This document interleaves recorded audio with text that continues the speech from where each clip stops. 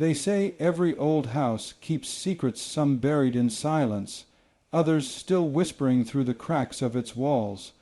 When Ahmad inherited his grandfather's house on the outskirts of Lahore, he thought it was a blessing, a place where he could start a new life in peace.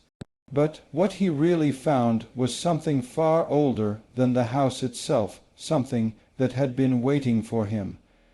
Ahmad was a practical man, an engineer who didn't believe in superstitions or ghost stories. When he first arrived, the sun had already set and the call for Maghrib was fading in the distance. The old caretaker, Karim, refused to stay any longer. "Beta," he said, his voice trembling, "don't stay here alone after sunset. Your Dada used to say, 'The house listens after Maghrib.'" Ahmed smiled politely, assuming it was just another old tale to scare him. The house was quiet, too quiet. The air felt heavy, the walls smelled faintly of dust and dampness, and every step he took echoed like someone else was walking beside him. He turned on the lights, and for a moment everything seemed fine. But as the night grew deeper, Ahmad began to hear something strange faint, almost like a breath. Then came the whispers. At first, he thought it was the wind or maybe rats inside the walls. But when he leaned closer, he realized they were words soft, broken, almost human. "Ahmad." They whispered, "Don't stay." He froze, the blood draining from his face. He turned off the lights. Silence. He turned them back on. Nothing. Trying to calm himself, he laughed and muttered, "It's just the pipes." But deep down, he knew the house was listening. The next morning, Ahmad found long scratch marks on the wooden floor of the hallway. Fresh ones, deep and rough, as if something had been dragged across the surface. He cleaned them, but the next day they were back, darker and longer this time. He started hearing things moving inside the walls, slow crawling sounds that stopped the moment he listened closely. One night, while offering Isha prayer, the lights began to flicker. He felt something cold behind him. In the reflection of the window, he saw it, a tall, thin shadow with eyes glowing like burning coal.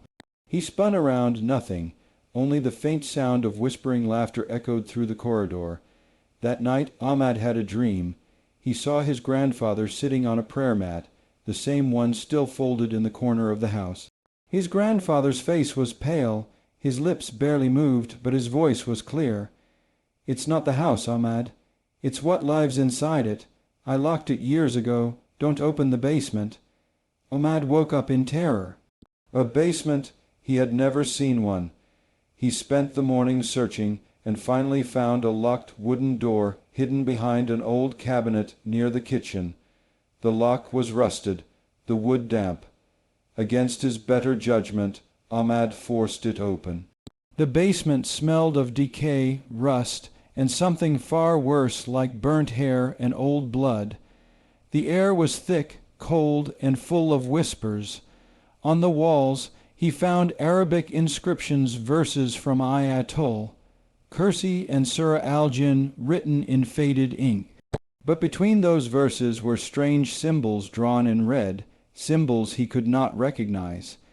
In the center of the basement stood an old clay jar, sealed with black wax and covered in dust. As Ahmad stepped closer, the whispers grew louder, clearer. They were pleading now, "Free me, Ahmad. I waited long enough." He froze, his heart pounding. The jar trembled. A hairline crack appeared on its surface. The air around him turned freezing cold.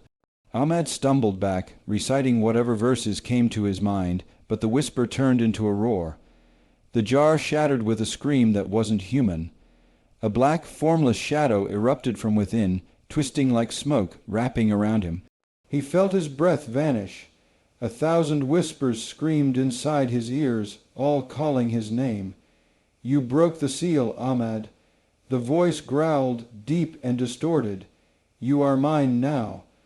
Ahmad tried to shout the kalima, but his voice vanished into the air. His body felt weightless, his mind spinning as if being pulled into darkness. The shadow's laughter echoed until everything turned silent. The next morning, Karim returned to the house to check on Ahmed. The gate was open and the house was still. Inside, everything looked untouched except the prayer mat in the corner, now covered in dust.